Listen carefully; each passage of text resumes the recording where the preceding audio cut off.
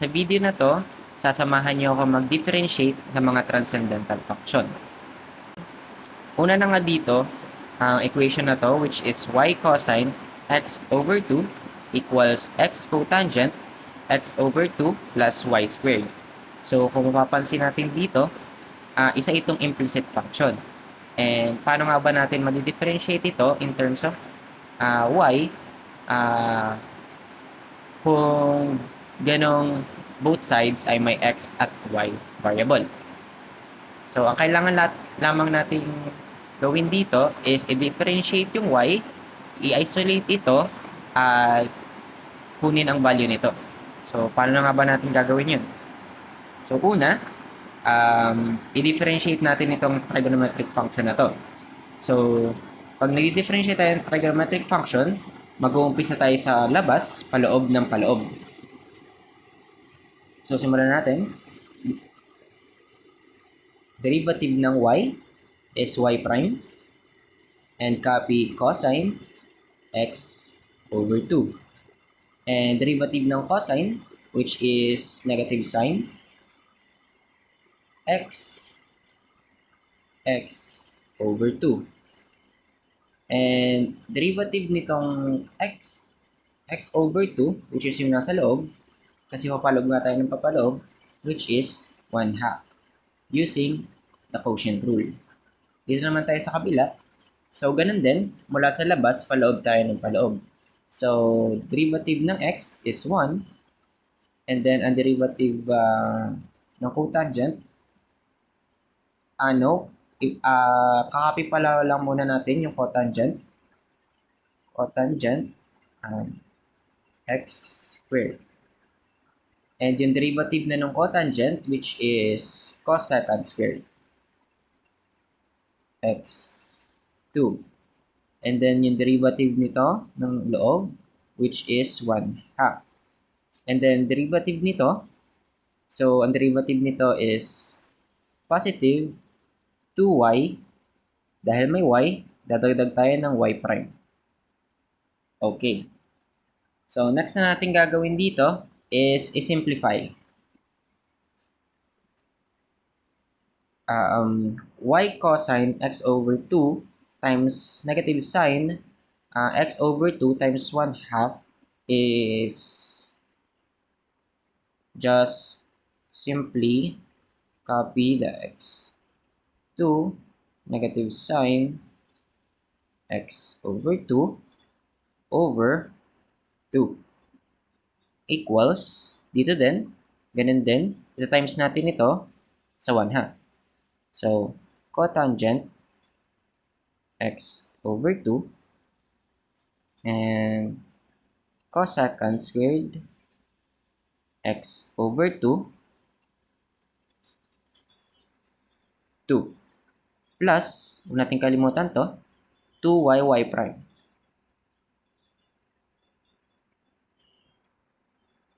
So, ang goal naman natin dito sa ganitong klaseng equation is matagal natin yung denominator na 2. So, paano nga ba? So, times lang natin to, both side, sa 2 para makancel natin itong dalawang to.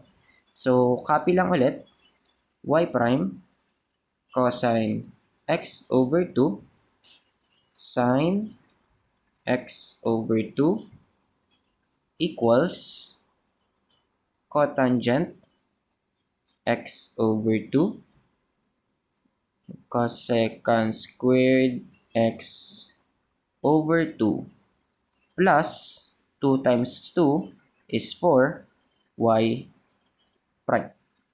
Okay, next naman natin gagawin dito is pagsamahin yung may mga y prime at yung mga walang y prime. And then, i-isolate natin yung y. So, ang may mga y prime dito is ito and ito.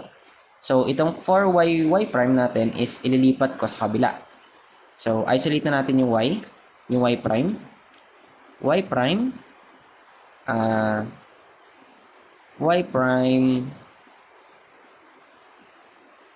times cosine x over 2 At ito, for y, dahil ito'y positive, ilipat natin sa kabila, so siya'y magiging negative.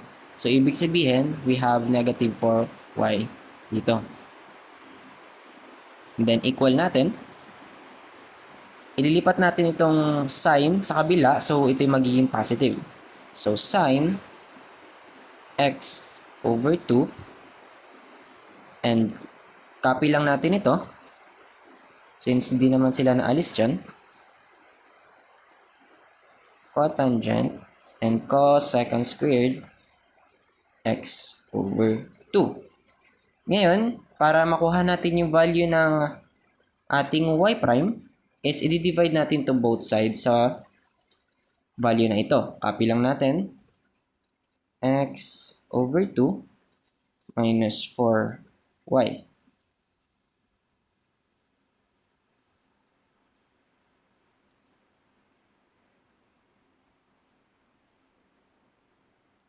For y. So, y prime, cancel,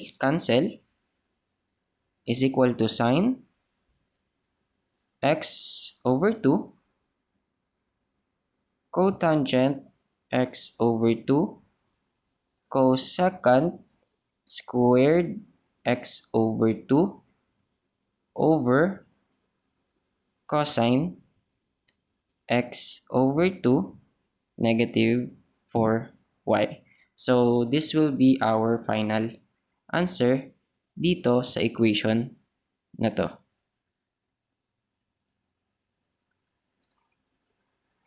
So, ang next naman nating i-differentiate ay itong function na to where z is equal to x over arcsine square root of x plus 1.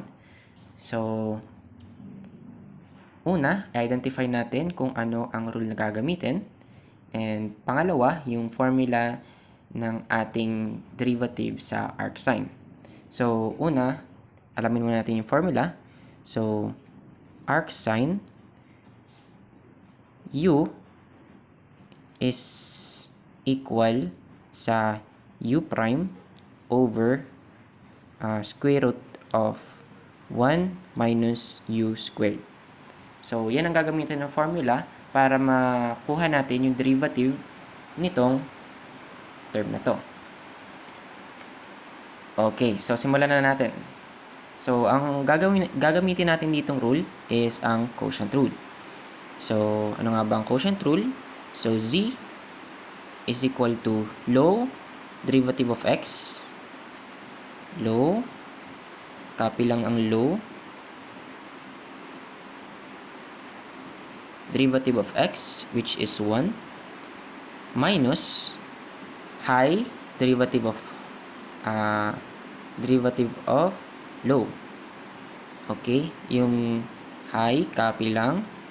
And then, derivative ng low, which is ito. Yung u natin dito is ito. So, ibig sabihin, kukunin natin yung derivative nito. Dahil ito u prime. So, ang derivative nito, so, maglagay muna tayo ng dito, over.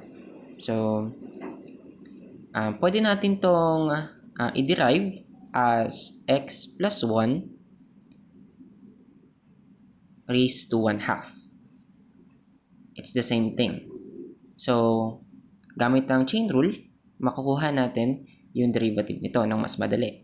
So, ang derivative nito is 1/2 times x plus 1 and derivative nung nasa loob, which is 1. So, yan ang derivative ng ating u. And then, copy lang dito, 1 minus u squared. Dahil u squared to, gagawin na natin tong, alisin na natin yung square root niya. Okay. So, yan na ang magiging derivative ng arcsine square root of x plus 1. So, over low squared. So, copy lang natin, sine arcsine x plus 1 squared. Okay, so next natin gagawin dito is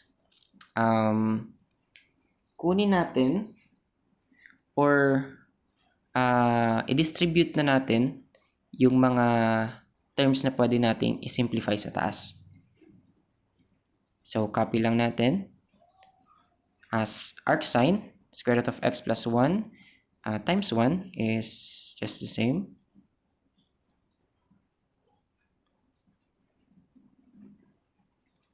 Minus 1/2 times x is simply 1/2 x. 1/2 x. Actually, may nakalimutan pala ako dito. So, ito, dahil nga nag-chain rule tayo, ito kanina is 1/2. So, 1/2 minus 1 based sa power rule, this will be equal to negative 1/2. Okay, so may mali tayo doon. So, buti nakita natin. So, x plus 1 negative 1/2. Okay. So, over natin sa negative x because 1 minus 1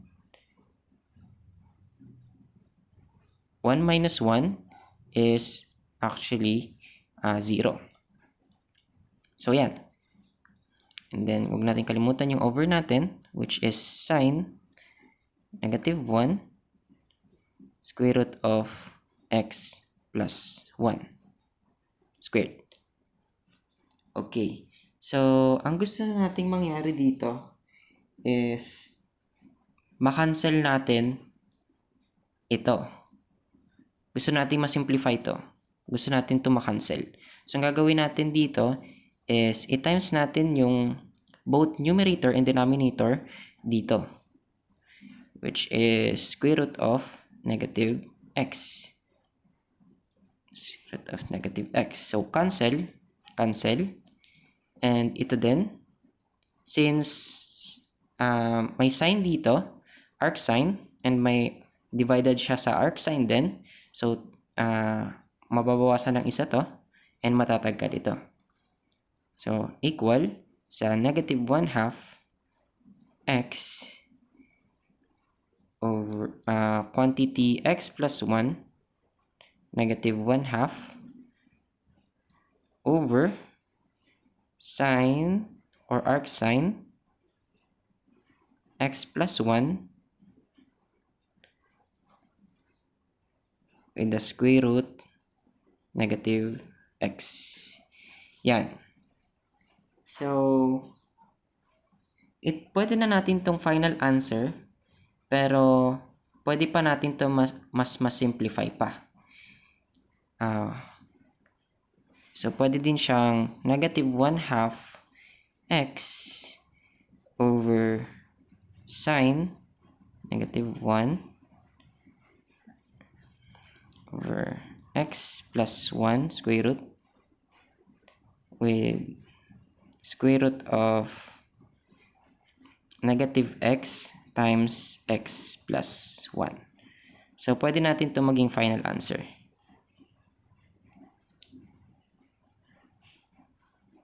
Ayan. So, that's it. Hindi pala masyado kita. So, that's it para sa natin, sa ating problem number 2.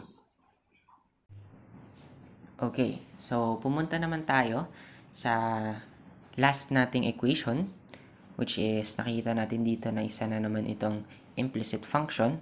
So, i-isolate ulit natin yung y prime to solve for it. And then, nakita din natin dito na kakailanganin natin ng formula for the inverse cosecant or inverse hyperbolic cosecant. So, sinred ko na siya dito.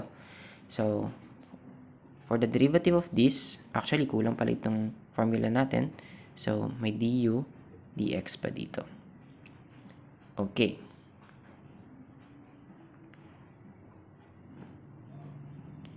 So, let's solve for the derivative of inverse hyperbolic cosecant. So, 1 over absolute value of u, which is ang u natin ay ito. Okay, absolute value of u. So, square root of xy. and then square root of u squared. So, itong square root, every square root, kapag in-squared natin yan, matatagkal yung ating square root. So, it will be xy plus 1. And then, derivative ng u. So, ito, katulad nung kanina, pwede natin itong i-derive as xy raised to 1 half. So, gamit ang chain rule, makukuha natin derivative 1 half xy and derivative ng loob, which is xy prime plus 1. I mean plus y. Okay. So, ayan. Equal sa hyperbolic tan, which is ang ito, sinasolve natin dito. Hyperbolic tan. So, tangent, ibig sabihin, hyperbolic secant squared. X plus y. And then, derivative nung nasa loob, which is 1 plus y. Okay. So, ang gawin natin dito is i-simplify. I-times natin ito dito.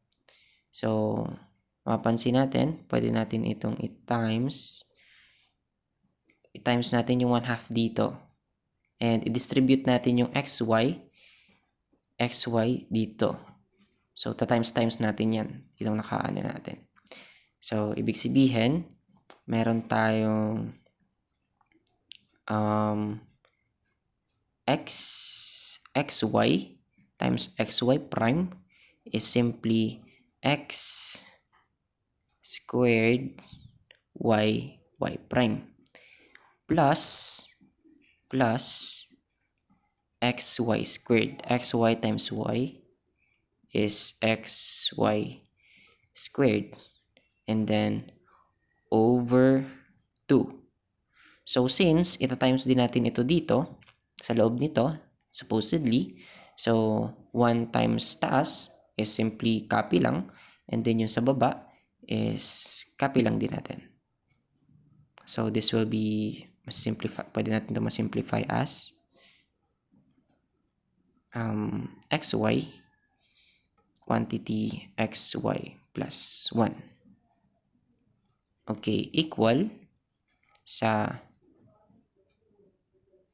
hyperbolic secant squared x plus y kasi tinimes natin siya dito and then tatimes din ulit natin siya dito and positive y prime, actually y prime to y prime kasi derivative ng y is y prime, so y prime to, so hyperbolic secant squared x plus y.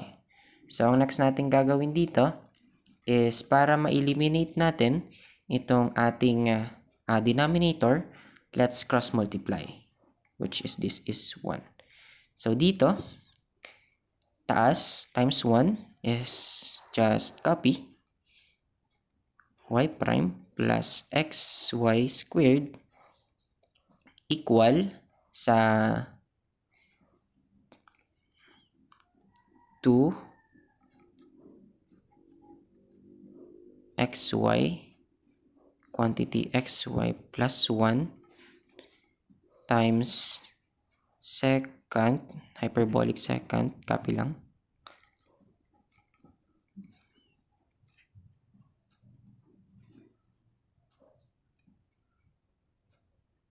okay. So, next natin gagawin dito, since na-simplify na natin siya, ang gagawin na natin dito is pagsamahin yung may y prime at walang y prime. So, alin dito ang may y prime? Ito at saka ito. So, ito na lang ang ililipat ko sa kabila. So, isolate na natin yung y. So, y prime, isolate na natin yan. which is y prime, matitira na lang is x squared y, and ito, y prime, since ito ay positive, ito ay magiging negative. Negative hyperbolic second squared x plus y. Okay, dito sa kabila naman is malilipat natin ito, yung positive natin, positive xy squared, so magiging negative xy squared. And then, pwede nating i-distribute ito, i-times natin ito dito. So, 2, positive 2, 2 sec hyperbolic second x plus y. And then, copy lang itong natira natin, which is xy plus 1. Okay. So, kasunod natin gagawin dito is, of course, i-divide natin to dito, dito. So, magkabila. So, ibig sabihin, y prime natin is equal sa, lipatan natin to dito, 2 times negative xy squared is actually negative 2 xy squared second hyperbolic second squared x plus y square root of xy plus 1 over x squared y minus second hyperbolic second squared x plus y. So, this will be our final answer. Okay, sana naging malinaw itong aking pagsasolve dito sa mga equation na sinagutan natin. So, yun lang. Thank you.